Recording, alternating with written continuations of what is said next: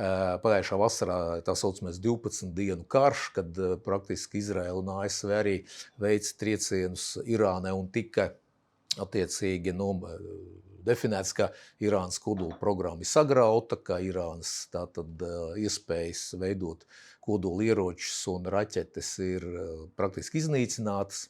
Tagad viņi saka, ka Irāna bija 2 nedēļu attālumā no kodola ieroču iegūšanas un ka Irāna praktiski gatavojās sākt militāro konfliktu. Ja, un tieši tāpēc Izraela un ASV tagad ir sākuši šo militāro konfliktu. Krievijas federācijai šis konflikts nāk pa labu, Ukrainai pa sliktu, ASV iekšpolitikā problēma tāda, ka Trumpa atbalstītāji kategoriski pret šo tātad konfliktu, jo Trumps apsolīja, ka nekādu vairs bezgalīgo karu kaut kur pasaulē nebūs. Eiropā var vienkārši palielināties cenas, inflācija, un Eiropai praktiski būs pat neiespējami pat nopirkt ieročus no ASV, jo ASV šos ieročus attiecīgi, kā mēs jau runājām, prioritāri novirzīs uz tuvajiem austrumiem. Bet šeit tika iznīcināti fiziski tātad ajatolla, garīgais Irānas vadītājs, un vēl vairāki 10 Irānas politiskās un garīgās vadības tātad līderi, kas liecina, ka šobrīd ir jautājums par to, kā neatkarīgas un pasaulē atzītas valsts politisko vadību var vienkārši iznīcināt ar raķešu triecienu. Un, manuprāt, šobrīd neviens vairs nav garantēts pret to, ne Zeļenskis, ne jebkurš cits.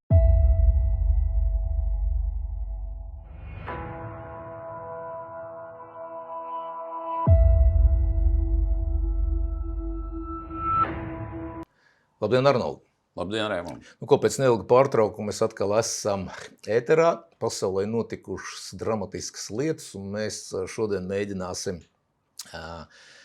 nedaudz paanalizēt un izdarīt secinājumus, kas tad ir noticis un kādas sekas būs Eiropai, Latvijai.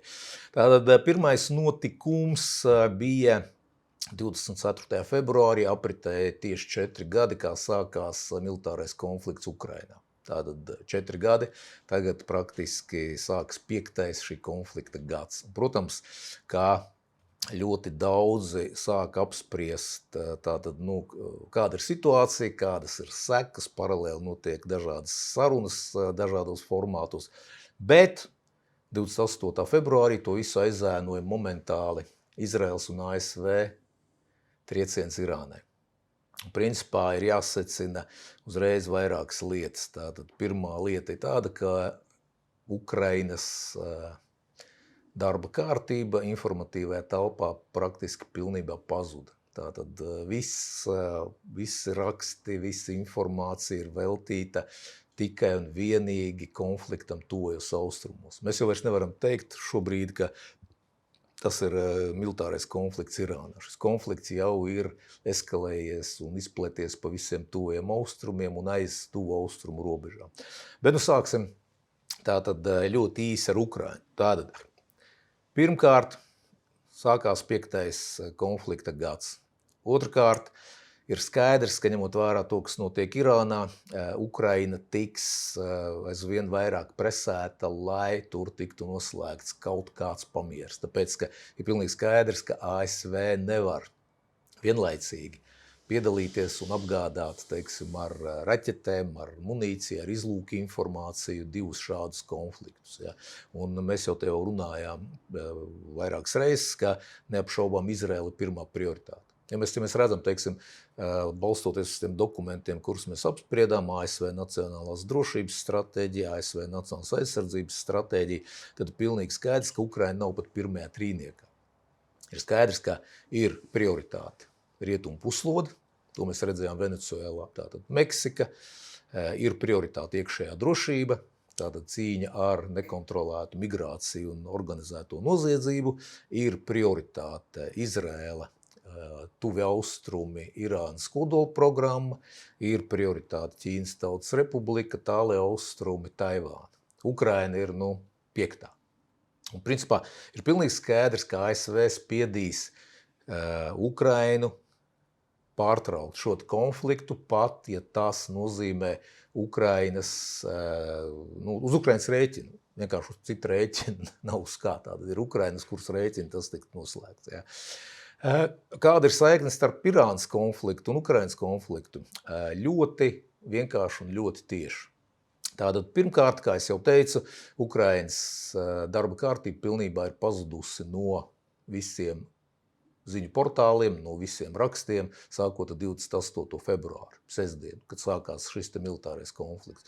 Otrakārt, uz doto brīdi ir pilnīgi skaidrs, ka šis militārais konflikts, kas notiek šobrīd, ir unikāls tajā ziņā, ka tas ir izgājis ārpus visām robežām. Mēs atceramies, ka praktiski nepārāk labas attiecības un atklāt naidīgas attiecības starp ASV un Izraēlu un Irānu praktiski sākās ar revolūciju 1979. gadā, kad attiecīgi pie varas Irānā nāca šis tā saucamais ajatolu režīms. Tātad tika ieņemta, ja nemaldos, 1982. gadā ASV vēstniecība Teherānā, tika saņemti ķīlnieki. Tie tikai tādi kliedzoši gadījumi. Tātad tur visu laiku ir bijusi šī konfrontācija. Atcerēsimies pagājušā gada jūnijā, pagājušā vasarā tā saucamais 12 dienu karš, kad praktiski Izraēla un ASV arī veica triecienus Irānai un tika attiecīgi definēts, ka Irānas kodola programma ir sagrauta, ka Irānas tātad iespējas veidot kodola ieročus un raķetes ir praktiski iznīcinātas. Tagad viņi saka, ka Irāna bija 2 nedēļu attālumā no kodola ieroču iegūšanas un ka Irāna praktiski gatavojās sākt militāro konfliktu. Ja, un tieši tāpēc Izraēla un ASV tagad ir sākuši šo militāro konfliktu. Bet kāda ir atšķirība starp tiem iepriekšējiem konfliktiem un tagadēju? Pirmkārt, pirmo reizi ir skaidrs, ka Irāna devusi triecienu pa visām tām valstīm, kur ir ASV militārās bāzes. Tātad, tas ir viens ārkārtīgi nopietnas moments, kas agrāk nebija. Jo agrāk, ja notika šis te konflikts, tad attiecīgi Dubaja, Kuveita, Katāra necieta. Šobrīd tās cieši visas. Jā, tas ir pirmais tāds lielais moments. Otrkārt, ikvienā iepriekšējā konfliktā Ormūzas jūras šaurums netika slēgts. Šobrīd viņš ir slēgts, tad viņš atkal nav slēgts, bet ir pilnīgi skaidrs, ka šī tankeru kustība, naftas piegāde ir būtiski traucēta. Tātad, ko mēs redzam? Kāda ir fakta? Tātad, Irāna ir devusi triecienu praktiski pa visām šīm līča valstīm, ne tikai līča valstīm, kur ir ASV un Izraēlas militārā infrastruktūra. Tātad jau momentāli ir iesaistīts šajā konfliktā, ir bijuši triecieni pa Saudarābiju, apvienotiem Arābu Emirātiem, Kuveitu, Katāru, Bahreinu, Omānu, Jordāniju un ir dots trieciens arī Kipra, kas ir Eiropas Savienības dalībvalsts. Kiprā ir 2 suverēnās Lielbritānijas aviācijas bāzes, un pa vienu no šīm bāzēm ir noticis dronu trieciens. Tātad praktiski arī NATO un Eiropas Savienības valstis ir iesaistīts jau šajā konfliktā. Francijas vienīgais aviācijas bāzes kuģis Charles de Gaulle arī ir no Baltijas jūras, sāk pārvietoties uz Vidusjūru. Līdz ar to mēs redzam, ka šis konflikts, kamēr mēs šeit runājam, ir praktiski ar tendenci palielināties un teiksim, eskalēties. Ja. Tikai atgādināšu, ka ar Ormūzas jūras šaurumu iet 20% no visas pasaules naftas. 20%. Un principā šīm līču valstīm cita ceļa, kā savu naftu transportēt, nav. Tātad ir dot triecieni arī ne tikai pa militāru infrastruktūru, ir dot triecieni arī pa ASV, teiksim, konsulātiem.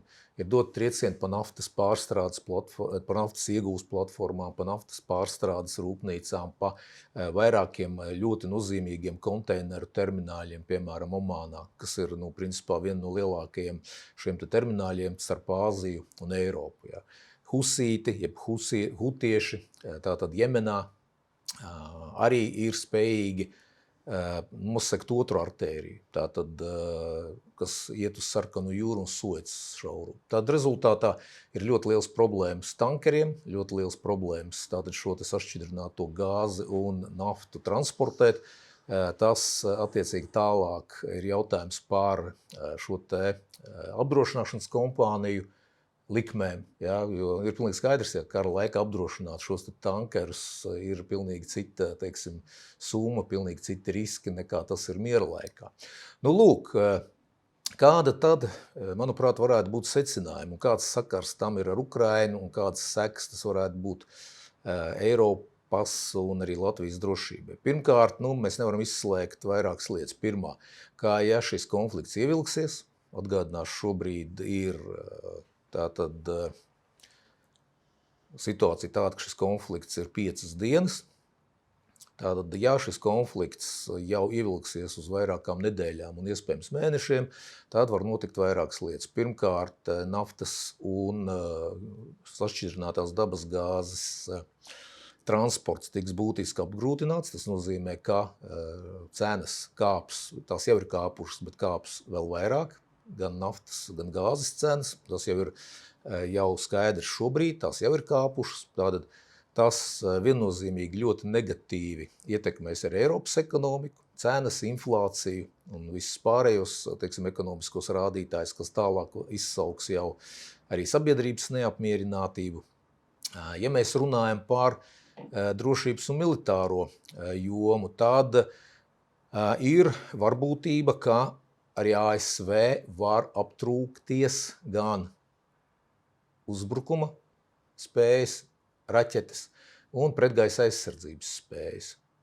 Vienkārši ir ārkārtīgi liels šo te raķešu patēriņš, lai aizsargātu Izraēlu un ASV sabiedrotos šajā te līcī, Persijas jūras līcī, un tas nozīmē, ka Ukraina nesaņems praktiski neko.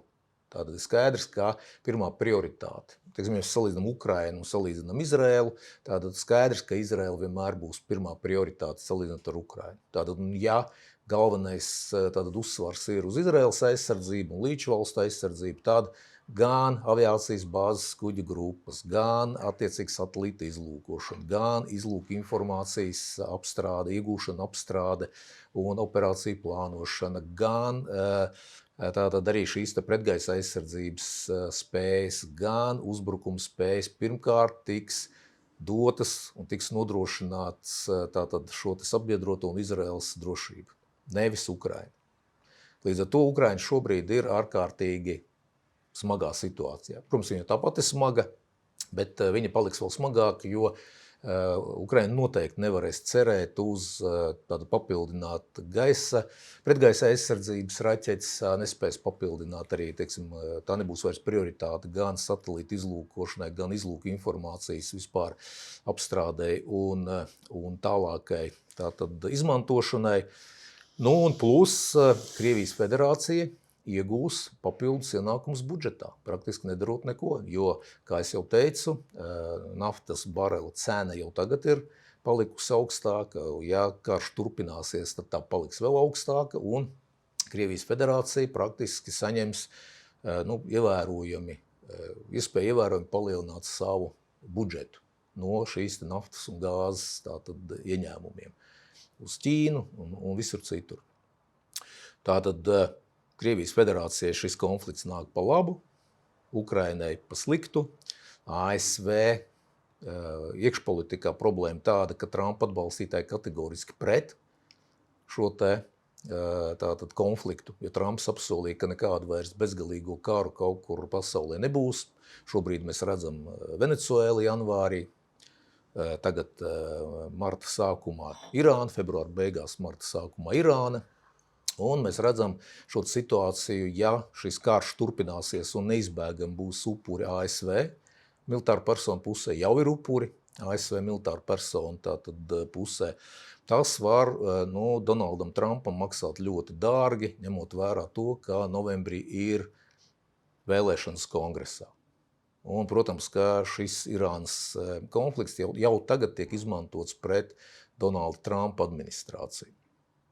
Tālāk, ja mēs runājam par Eiropu, es jau teicu, Eiropā var vienkārši palielināties cenas, inflācija, un Eiropai praktiski būs pat neiespējami pat nopirkt ieročus no ASV, jo ASV šos ieročus, attiecīgi, kā mēs jau runājām, prioritāri novirzīs uz tuvajiem austrumiem. Un kā jau Donalds Trumps atkal apvainoja Joe Bidenu, ka Joe Bidens Ukrainai ir atdevis ārkārtīgi daudz ieroču pa velti, un tagad, kad ir nepieciešami šie ieroči ASV nacionālajai drošībai, tad ir grūtības un problēmas ar šo ieroču un munīcijas tātad ražošanu un un arī tātad izmantošanu. Nu, un visbeidzot, ir pilnīgi skaidrs, ka šim konfliktam jau ir tendence kļūt jau par tādu ārkārtīgi nopietnu reģionālu konfliktu, jo tas vairs nav konflikts, kur iesaistīts 3 valstis – ASV, Izraela un Irāna. Tagad jau tur iesaistīts ir visas manas iepriekš pieminētās valstis, ir, kā es teicu, doti triecieni jau pa Kipru, pa Lielbritānijas gaisa spēku bāzēm, attiecīgi Kiprā. Un vēl neaizmirsīsim, ka nu pat dažas dienas pirms šī konflikta sākās jau ļoti nopietnas konflikts starp Afganistānu un Pakistānu. Un, ja mēs skatāmies tagad, kas ir Irānas pusē, tad, protams, no tuvākiem ģeogrāfiskiem sabiedrotajiem tā ir Pakistāna, tāda milzīga valsts, kurai arī ir tātad oficiāli kodolieroči. Tā ir lielā mērā Ķīnas Tautas Republika. Un, teiksim, protams, ir jautājums par to, ka Indija tieši pretēji atbalsta Izraēlu. Indijas premjerministrs Modi bija pirms dažām dienām Izraēlā, parakstīja vairākus līgumus. Tātad, protams, kā šis konflikts jau tālāk ir ne tikai tuvajos austrumos, bet Afganistāna jau ir iesaistīta netieši Pakistāna. Turpat ir Indija, ņemot vērā, ka būtiski nesen bija Indijas un Pakistānas konflikts. Nu, lūk, tātad par Eiropu mēs runājām. Nu, kas Latvijā? Latvijā, protams, arī neizbēgami var augt cenas. Un arī tas var būt nekontrolējams process. Otrkārt, Latvija, Ziemeļvalsts, kā Ukrainas atbalstītāji, nu šobrīd, es domāju, pilnīgi bezspēcīgi. Tāpēc, ka ir skaidrs, ka bez ASV palīdzības, finansiālās, militārās, izlūkošanas informācijas, Starlink, sakaru sistēmas, satelīti, Ukraina būs, manuprāt, spiesta pieņemt ASV administrācijas noteikumus un šo konfliktu pabeigt sev neizdevīgās apstākļos un noteikumos. Jo vienkārši citu variantu nav. Un šobrīd izskatās, ka Irāna ir ļoti nopietni noskaņot turpināt šo te konfliktu, kas var izdarīt situāciju tādu, ka izsīks šī pretgaisa aizsardzības spējas ASV un Izrēlai, un attiecīgi tad Irāna varēs dot vēl lielākus un nopietnākus triecienus tieši Izrēlai.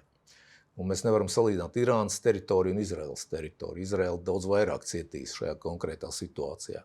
Nu, protams, Arnolda, vēl beidzamais, ko es arī gribēšu tavu viedokli dzirdēt, gan Venecuēlā, tātad Venecuēlas prezidents Maduro tika praktiski nolaupīts, bet šeit tika iznīcināti fiziski tātad Ajatola, garīgais Irānas vadītājs, un vēl vairāki 10 Irānas politiskās un garīgās vadības tātad līderi, kas liecina, ka šobrīd ir jautājums par to, ka neatkarīgas un pasaulē atzītas valsts politisko vadību var vienkārši iznīcināt ar raķešu triecienu.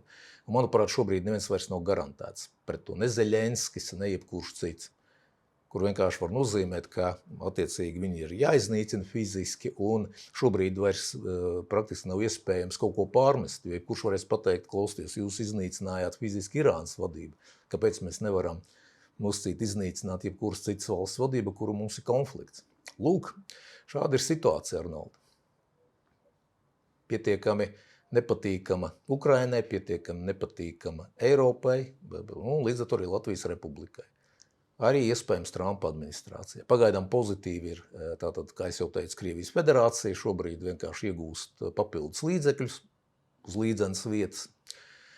Nu, un Irāna šobrīd ir tālu no tā, lai Irānas režīms kristu un būtu tur kaut kāda, kā ASV iedomājās, demokrātija. Manuprāt, tas nav iespējams. Ko tu domā? Nu, tu tik plaši un detalizēti visu izklāstīji, ja? Mēs jau daudz esam dzirdējuši arī masmēdijos par šiem notikumiem. Nu, es tā īsti centīšos izteikt savu viedokli, ja? Kā es to redzu, ja? Tātad es uzskatu, ka tā nav militāra operācija, ir sācies jau karš starp Irānu un starp Amerikas Savienotām valstīm. Ja? Tad var secināt to no šiem uzbrukumiem, kad Irāna ir būtībā milzīgs potenciāls, jo vienlaicīgi, ja mēs redzam šos trieciens pa vairākām valstīm, ja, tad tuvu austrumu valstīm, kur atrodas Amerikas Savienoto Valstu militārās bāzes, ja, viena lieta ir bāzes, bet otra lieta ir konflikts arī ar šīm valstīm, jo triecieni ir arī par naftas bāzēm un naftas industriju, ražošanu, ja, naftas produktu. Ja. Tad rūpnīcām, kā mēs zinām, Katārā un citās tuvu austrumu valstīs, Saudarābijā un tā tālāk atrodas ļoti liela gan dabasgāzes, pārstrādes rūpnīcas, gan naftas produktu pārstrādes rūpnīcas. Ja. Tad būtībā tas ir tāds, no Irānas puses viņi apdraud būtībā daudzas valsts, ne tikai Amerikas Savienotās valsts, un es uzskatu, kad vienīgais iznākums, loģiskais kāds var būt, kad Amerikas Savienotās valsts dos masīvu triecienu vienas vai kopā ar citām valstīm, pa militāro infrastruktūru Irānā. Ja, es domāju, ka izlūkošanas dati ir pietiekami, kā mēs redzam no šīm operācijām, kurās likvidēja, var teikt, Irānas vadību, ja, gan militāro, gan valsts vadību, un kad, teiksim, lai tālāk, būtībā šī situācija nekļūt pilnīgi nekontrolējama, ja, mēs redzam, ka tātad trūkst pretgaisa aizsardzības sistēmas, trūkst šīs raķetes, ja, tad nevar nodrošināt aizsardzību pret šiem uzbrukumiem no Irānas puses, ja, un būtībā tas ļoti nopietni apdraud, ja, tas būtībā apdraud ekonomiku ļoti nopietnā veidā, pasaules ekonomiku, ja, lielākie naftas ražotāji un dabasgāzes piegādātāji, kā mēs zinām. Un arī tas ietekmēs cenu naftas produktu arī Latvijā, protams. Bet vienīgais ceļš, es domāju, ka Amerikas Savienotās valsts dos masīvus triecienus pa šīm balistisko raķešu palaišanas bāzēm, ja, sistēmām un vietām, kur ir šī militārā infrastruktūra. Tas vienīgais izslēgt iespēju dot nākamos triecienus, ja. Jo nodrošināt praktiski nevar aizsardzību, ja, tad tu pareizi teici, ka trūkst šīs spējas, ja, pretgaisa aizsardzības spējas trūkst, ja. Ukraiņiem arī viņas jau sāk trūkt, jo Krievija arī dod masīvus triecienus ar balistiskām raķetēm, un tās tieši ir galvenokārt patriotu sistēmas, kas Ukrainā ir, ja, ir arī citas sistēmas, bet pamatā ir amerikāņu patriotu sistēmas. Ja. Un tad nespēja saražot pietiekam daudzumu šīs raķetes, ja, pretgaisa aizsardzības. Tad es uzskatu, ka loģiski vienīgais ceļš ir iznīcināt šo draudu. Ja. Tad cēloņus vajag iznīcināt. Tas ir no mana viedokļa, kā es to redzu. Ja. Jo pretējā gadījumā tas drauds ir pārāk liels un bīstams, ka var tikt nākamā sagraut, teiksim, šīs ražotnes, šī infrastruktūra, visa. Ja. Un es domāju, ka Amerikas Savienotās valsts arī nākotnē tuvākā to izdarīs. Ja. Tad tas jau ir plašs mēroga karš starp šīm valstīm. Jautājums ir cits, ko darīs Ķīnas Tautas Republika. Vai viņi iesaistīsies, neiesaistīsies, kā viņi uzvedīsies šajā situācijā. Ja. Tas ir tāds jautājums. Ja. Tad es uzskatu, ka tāda nopietnas izaicinājums ir no šīs Irānas konflikta un Amerikas Savienoto Valstu konflikta. Tas ir tāds nopietnas izaicinājums vispār pasaulē. Un, mans skatījums, kad būs jau plašs mēroga militāras operācijas tuvākā laikā. Jo vienkārši nav citas izējas, ja? Jo nav nekāda garantija, ka Irāna varētu pārtraukt, uzbrukt. Ja? Protams, kad Latvija tas ietekmēs, jo būtībā ASV ir NATO dalībvalsts, pareizi. Ja? Lielākā. Jā, lielākā, protams. Un tas 5. pants arī attiecās uz šo situāciju. Ja? Būtībā tad NATO spēkiem jānāk palīgā Amerikas Savienotām valstīm, ja ir konflikts. Ja? Nu, tā taču tas ir. Arnoldi, šeit Nē, ir nē, vēl nu, es tā saku, kā tas būtu pēc Nē, nu, pēc panta. katrā gadījumā izskatās, ka Irānas politika ir pārnest šo konfliktu globālā līmenī, likt ekonomiski ciest gan Arābu valstīm, gan Eiropai.